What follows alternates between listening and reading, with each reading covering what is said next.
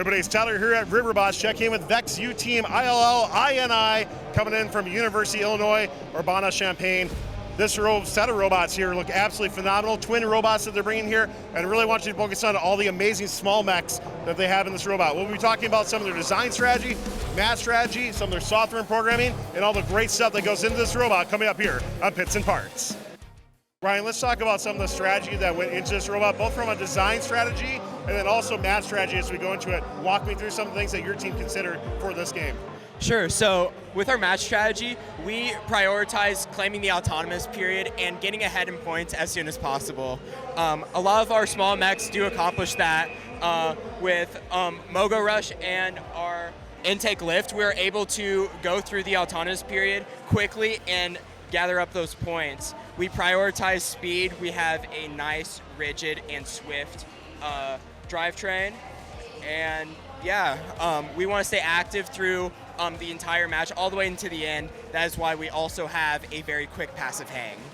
What have you guys learned so far? You played a couple matches here at Riverbots. What have you taken away from those matches so far?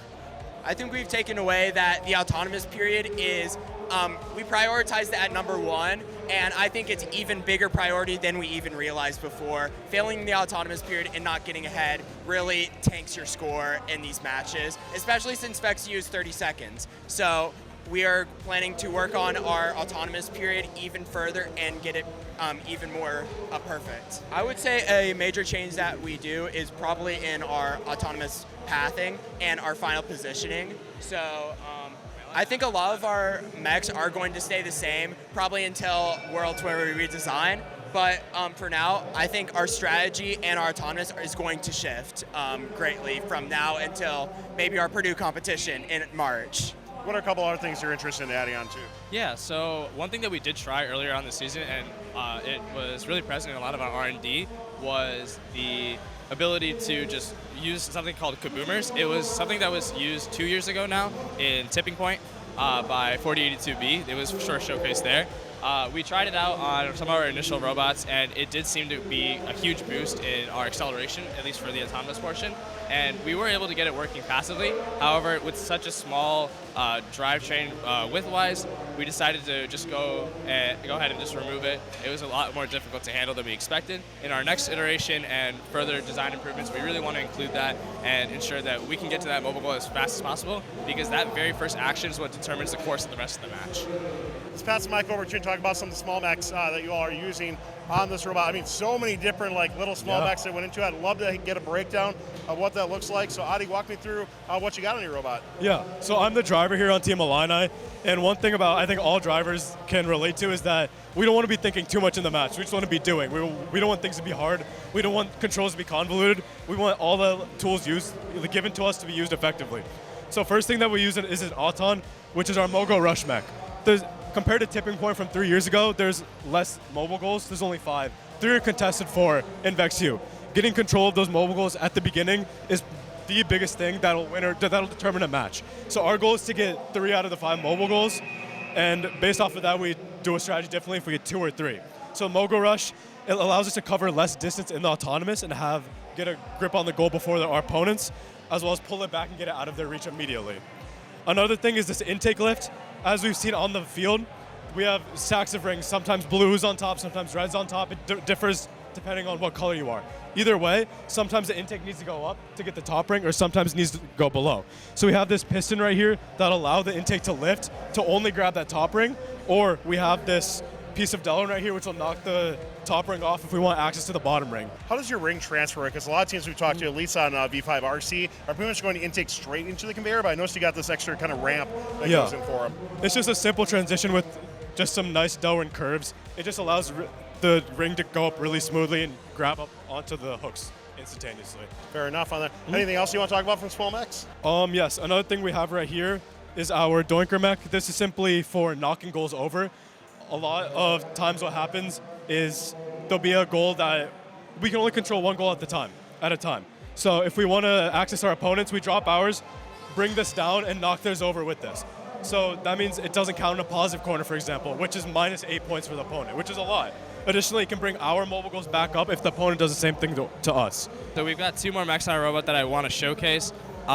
One specifically is the hang at the end of the match. What we found is that maybe we have a lot of pneumatics on this robot, and because of that, it may not be quite so wise to rely on pneumatics as well for the climb. The best thing that we found to both ensure that we can go under the the best thing that we found so that we can ensure we can go under the ladder, as well as just increase that maneuverability and make it easier for our drivers to just drive onto the ladder from whatever position, is just to lift this backpack and passively hang using these hang hooks. It's something that we've seen a little bit in high school, and we were inspired to do the same on our robots. And we found, at least compared to last year, where our passive deploys would start at the beginning of the match, that getting that maneuverability in the under the ladder is very, very helpful, which is why we've decided to do it this way. And Jonah, too, when you have so many different systems, there's always some more complexity that goes into that from software programming. So walk me through, how all that came together. Any major sensors you want to talk about, that sort of thing? Yeah, sure. So we have a multitude of sensors on our robot. Obviously, a lot of teams run odometry on the robot, so I can showcase that here. We did a lot of R&D to ensure that we keep our motto that consistency is key, right? We invested a lot into the design of these odon pods to be as small yet as concise as possible. We've also increased the redundancy by having 2 of our action coders instead of 1, like some teams would run. It also gives us our first way of measuring heading, just by using some math on how these wheels rotate differently. We also have 2 IMUs on the robot as well, which give us heading. And the final way we get heading is using this Y encoder. And measuring that rotation can also give us heading. We average all 3 of those so that we can get the most accurate angle possible. And this is something that we found is if we tune it early on in the season and continue to deploy that, we can have a great and consistent auto as well. So a lot of redundancy that's going into that with that. Have you explored any other options in terms of like pathing or localization at all? Yeah, for sure. So what our team does pretty well is, like I said, R&D, being able to develop those solutions, which is why if we can ensure that these redundant solutions give us the best possible data, we can then use that to create paths, and the best way we do that is through our spline generation. Really, it's just off the robot, we're able to create our paths and select points, select control points for our different splines and curves, and this robot is able to figure out where it is, where it needs to go using pure pursuit, which is a very common algorithm these days to be able to follow paths. And finally, just have a really consistent auto, make sure that we can get every single ring that we want to without having to waste time with a lot of different turns and straight paths. Well, ILLini, thank you so much for taking time to tell us more about this. I love the creative juices that have gone into this robot here.